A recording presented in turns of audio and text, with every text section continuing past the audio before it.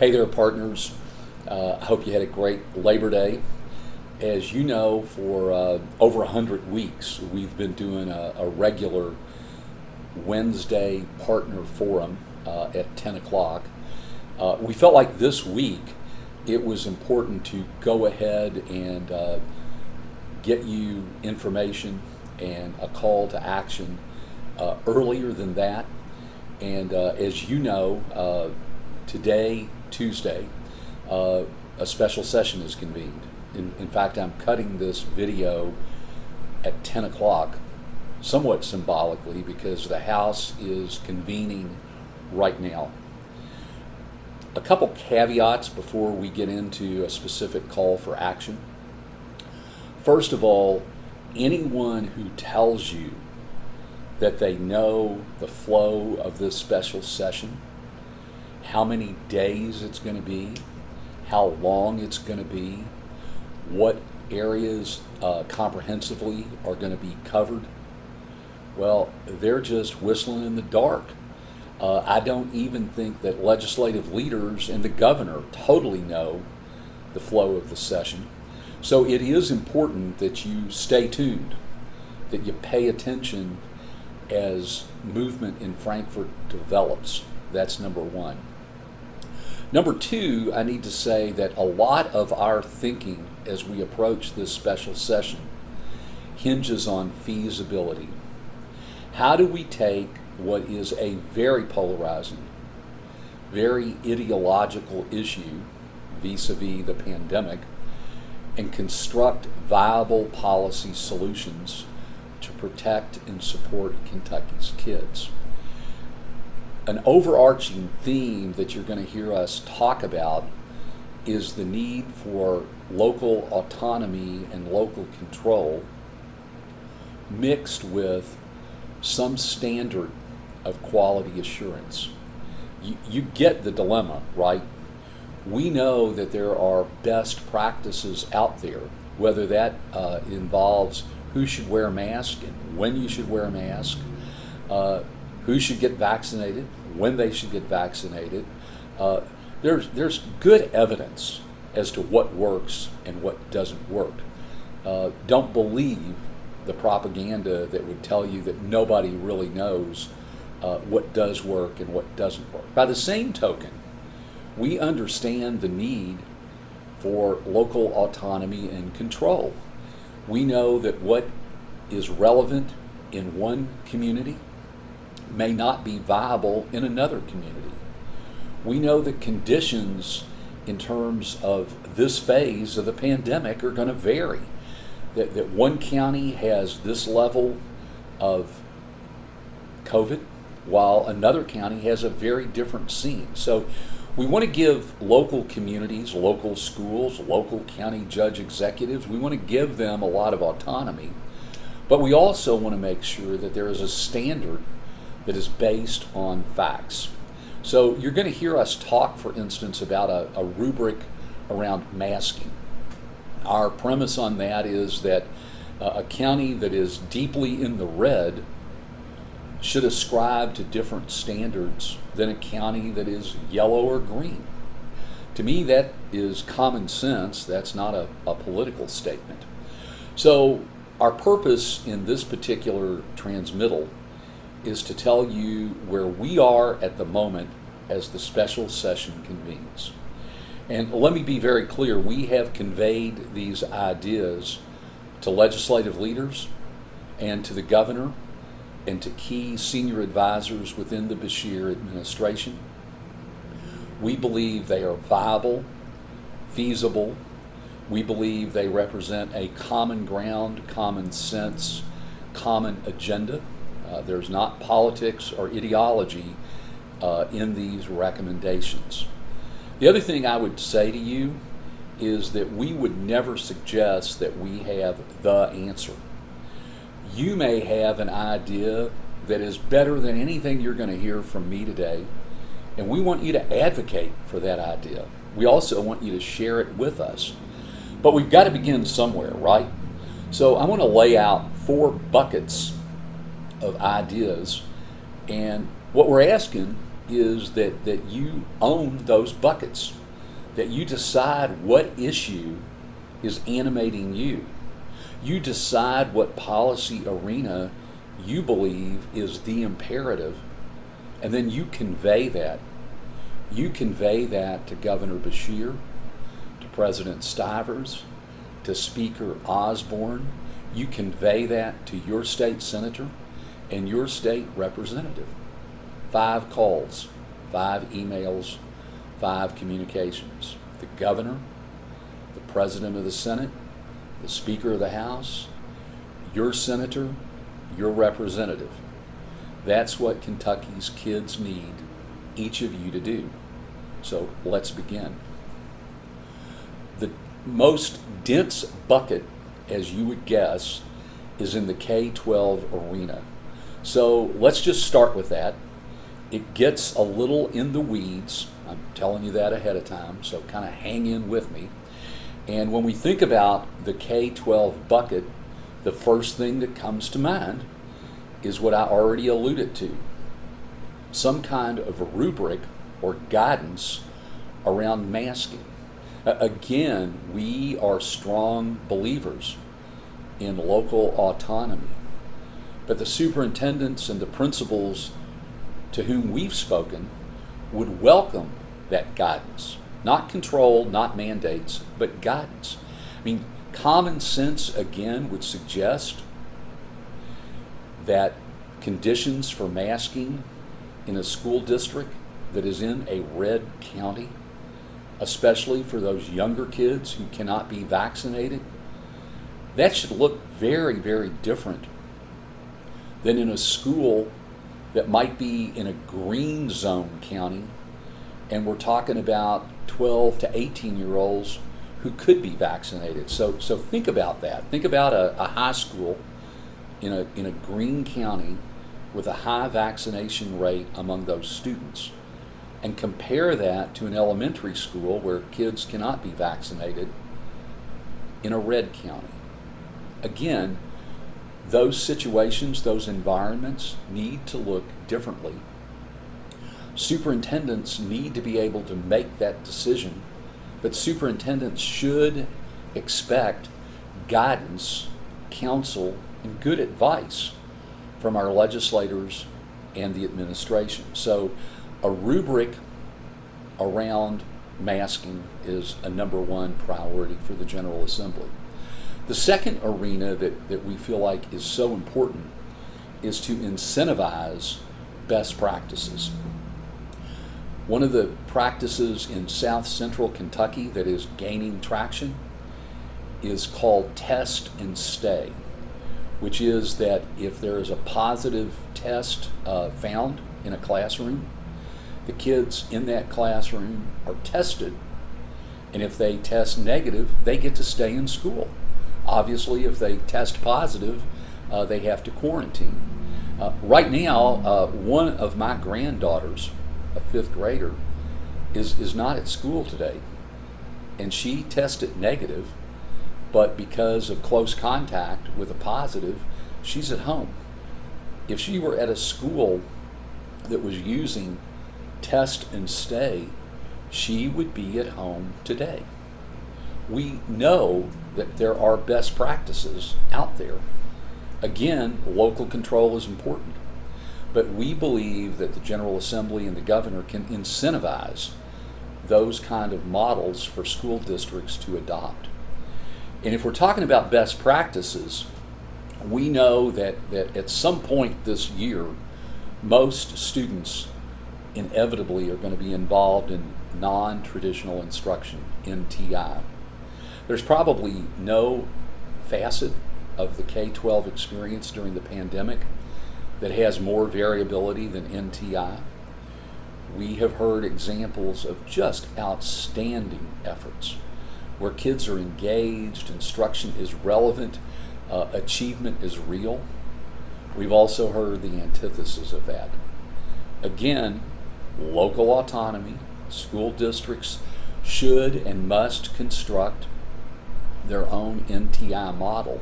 But folks, we need again to incentivize school districts to use best practices because we want high quality NTI options out there for every kid in every school district. So that notion, that blending of local control and incentivizing good practices makes a lot of sense. There are available funds, so yet let's use those funds in a way to make school districts entrepreneurial, to invite school districts to ascribe to those best practices. Another arena that we believe to be imperative is for the General Assembly, the Governor, the State Board of Education, and Commissioner Glass to tackle accountability and assessment. We simply cannot have high stakes, punitive accountability looming over teachers and principals this school year. And you know how that goes. How many times do you hear a teacher saying, I'm doing something because of the test this spring? Well, that's bad practice in the best of times. We should not ever be putting teachers and principals in that box, but especially this year. So again, we're calling upon our state leaders to take that off the table. Now, that doesn't mean that assessment is not important. In fact, maybe more important today than ever before. But that assessment needs to be to assess and to measure individual student progress, to see what kind of gaps or academic slides have occurred and correct those. It's all about supporting students. It shouldn't be about punishing schools. We believe that's a real common agenda item with Senate and House leaders, the Board of Education, State Board of Education. We know the Lieutenant Governor and Governor are on board with that, so let's push that ahead. And speaking of accountability and assessment, everyone talks about the importance of emotional and social supports for kids. We could not agree more. What we know is that there are instrumentation available that actually assesses how kids are doing. A number of northern Kentucky districts, as well as eastern Kentucky districts, are actually really attending to assessing where kids and cohorts of kids stand on social and emotional wellness. Again, local control, but we want to incentivize those kind of supports. We want to make sure that districts have the tools to accurately assess how this individual kid and how that group of kids are doing at this phase in the pandemic, at this phase in the school year. Finally, when we think about the K-12 sector, we know there are unprecedented supports available around emotional and behavioral health, both from post-COVID relief in Washington, some Medicaid drawdown opportunities. Again, this is not about mandates. This is about making sure that we promote best practices, that we incentivize schools to take advantage of opportunities that are on the table. So I warned you, the K-12 bucket is the most extensive. It's the deepest. It's probably the most in the weeds. But we want you to dig into that. We want you to think about your local school, your local school system. Talk to the principal, talk to teachers, talk to the superintendent, talk to your board members. See where their heads and hearts are, and then respond to that by communicating with those folks we mentioned at the beginning of this broadcast. So let's leave the K-12 sector for a moment. Let's look at three other sectors. I promise they're much more focused. Criminal justice. I mean, what's that have to do with kids? Well, what it has to do with kids is that over 100,000 kids in Kentucky have a mom or dad locked up. And we know that one of the most negative results of this pandemic has been lack of connection between those little boys and girls and their moms and dads. We believe that it is so important put resources, to think about best practices when it comes to kids and parents staying connected. That's a tough proposition in normal times. It's become a daggone crisis during the pandemic. Again, we know there are local practices that are overcoming that barrier, and we do not want those local practices to be isolated or random. So in the area of criminal justice, if that's an arena that grabs you, what we would ask you to do is send the message that in the midst of a lot of headlining issues, an issue that has not gotten talked about nearly enough is how do we maintain contact with those more than 100,000 kids and their parents who are locked up. There are ways to do it, and we need to do it for every kid. Another arena that needs your attention is in child welfare. That really comes in two facets. And again, let me stress that Secretary Friedlander, DCBS Commissioner Marta Miranda-Straub, and legislative leaders are very much on the same page. We know that for kids in care, we have to think hard about practices and resources around foster youth, kinship families, and residential care facilities. We want you to encourage those legislators and the Beshear administration to frankly continue doing what they're doing, making exceptions, trying to come up with promising practices, making sure that whether that's a foster family or a kinship family, they receive targeted COVID-based supports during this time. The other area around child welfare that scares me to death is around maltreatment. We know that detecting and reporting abuse and neglect is especially challenging during COVID times, with more isolation, potential for shutdowns. We know that the results during the last year and a half have not been good in terms of reliability, in terms of protecting kids. So again, that whole arena of abuse and neglect, both preventing, detecting, and mitigating, is a focus that legislators and the Beshear administration need to hear from you. Make this a priority. The final sector, so K-12, criminal justice, child welfare, is around early childhood. There are a number of areas and facets that we could talk about, but I want to single out child care. And we know, we have all learned during this pandemic that child care plays a vital role in the well-being of individual kids. It plays a vital role in the well-being of families, and it plays a really vital role in local economies.